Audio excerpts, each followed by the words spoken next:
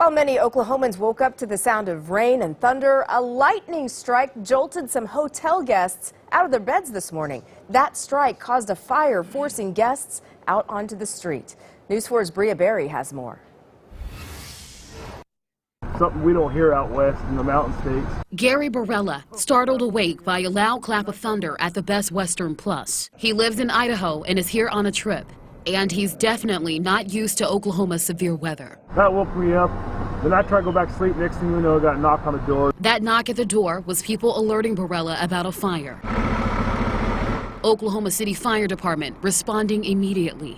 When they got on scene, they did see fire on the top of what appears to be a stairway tower. Lightning striking the clock tower early Wednesday morning, sparking flames. About 3 rooms down from the clock tower. Barella, just one of 134 guests evacuated to the main lobby. Mother Nature not making it easy on crews fighting the flames. It's extremely hazardous for us because it's obviously during a heavy thunderstorm. We don't experience that stuff out in Idaho, but it's been quite a trip. In southwest Oklahoma City, Bria Berry, Oklahoma's News 4. And again, that fire was contained to the roof. Thankfully, no one was injured.